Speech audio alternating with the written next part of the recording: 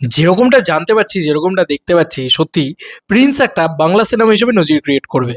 সত্যি কথা বলছি, নজির ক্রিয়েট করবে। মেগাস্টার শাকিব খান একটা এমন এমন কিছু করতে চলেছেন, এটা এক্সপেন্সিভের বাপ। এক্সপেন্সিভের বাপ বাংলা ছবি অ্যাফোর্ড করতে পারে এটা? কি করে এফোর্ড করবে গো? মানে আমি তো নিজেই অবাক হয়ে যাচ্ছি। মানে ধরো, আমাদের কলকাতায় গানের শুটিং হচ্ছে, আচ্ছা চলো মুম্বাইতে একটা ডান্স নাম্বারের শুটিং হবে, সেখানেও কিন্তু তাসনিয়া ফারিন থাকতে চলেছে সেই ডান্স নাম্বারে, সে শাকিব খান তো থাকবেন, মেগাস্টার উনি। উনি উনি ছাড়া কিছুই সম্ভব নয়, উনি তো থাকবেনই। এবং সেখানে নাকি টিম অলরেডি পৌঁছে গিয়েছে, মানে একটা টিম অলরেডি গিয়ে পৌঁছে সেট আপ করে বসে আছে। এবং জাস্ট শাকিব খান নামবেন, শুটিং করবেন, শুটিং করে আরেকটা শহরে চলে যাবেন, এবং পরপর টানা আর শাকিব খানের 90% শুটিং ডানই বলা চলে। আর পরপর মানে পরপর শুটিং হবে এরকমভাবে। এবং সত্যি সঞ্জয় দা যেভাবে আপডেটগুলো দিচ্ছে, সত্যি মানে চরমতম আপডেট এগুলো। এবং বাংলা ছবির নিরিখে এটা একটা ভয়ানক জিনিস, ঘটনা। কীরকম ধরো, রাফ কাট তো চলছে, এডিট তো চলছে পাশাপাশি, কিন্তু আর 5 থেকে 6 দিন শুটিং হবে বন্ধুরা। এবং এই 5 থেকে 6 দিন 5টা 6টা শহরে ঘুরবে প্রিন্স টিম। তুমি ভাবতে পারছো? মানে ধরো, এখান থেকে রাজস্থান, রাজস্থান থেকে মুম্বাই, মুম্বাই থেকে মানালি, মানালি থেকে কলকাতা, মানে এরমভাবে আর কি বলছি।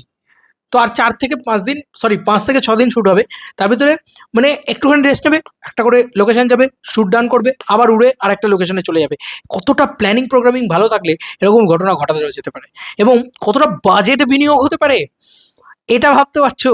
মানে ধরো, আমার একদিন করে যদি শুটিং করতে লাগে এক একটা জায়গায়, একদিন করে যদি আমার এক একটা গানে লাগে, সে ঠিক আছে, কিন্তু সেখানে থাকা, সেখানে খাওয়া, সেখানে সেট আপ করা, পরে আবার আরেকটা লোকেশনে থাকা, আরেকটা লোকেশনে খাওয়া, আরেকটা লোকেশনে সেট আপ করা, মাই গুডনেস, কি লেভেলের খরচ করছে ভাই, কি লেভেলের খরচ করছে। এবং গানগুলোরই কিন্তু মূলত কাজ হতে চলেছে ইতিমধ্যে। 5 থেকে 6টা গান থাকবে, যেগুলো সিচুয়েশনের সং, কিছু দুটো দুটো তিনটে থাকবে বোধহয়, দুটো সিচুয়েশনের সং থাকবে, বাদবাকি 4টে কিন্তু বড় নাম্বার। এবার বড় নাম্বার যেগুলো রয়েছে, সেগুলোর ভিতরে কিন্তু মূলত মূলত ডান্স নাম্বার থাকতে চলেছে, যেটা প্রিসম হাসানের গান। সেই গানটাই সম্ভবত মুম্বাইতে শ্যুট হতে চলেছে, একটা পিওর অন ডান্স নাম্বার, যেখানে কিন্তু টিম গিয়ে অলরেডি বসে আছে। তার মানে একটা টিম যখন যাচ্ছে রেকি করতে, সেই রেকি করার টিম, তারা সেট আপ করার টিম, তাদেরও একটা খরচা হচ্ছে, সেটাও প্রোডাকশন বেয়ার করছে। ও এম জি, মাই গড, কি লেভেলের প্রডিউসার খরচা করছে রে ভাই! কত টাকা বাজেট হবে সিনেমাটার? 20 কোটি টাকার উপরে উঠে যাবে নাকি? কি মনে হচ্ছে তোমাদের?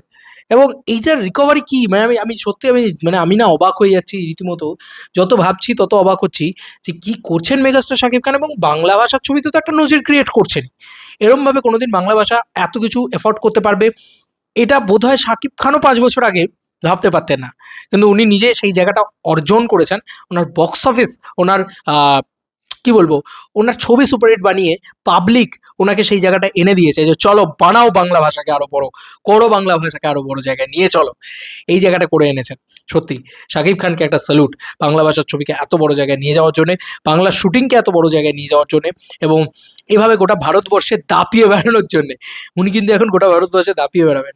মানে একবার কলকাতা, একবার মুম্বাই, একবার মানালি, একবার রাজস্থান। হায় হায় হায় হায়, জমে যাবে জাস্ট। তোমাদের আর কি মতামত এই ভিডিওটাকে নিয়ে জানিও কমেন্ট সেকশনে। চলো বন্ধুরা, নতুন কোনো ভিডিওতে দেখা হবে, বাই।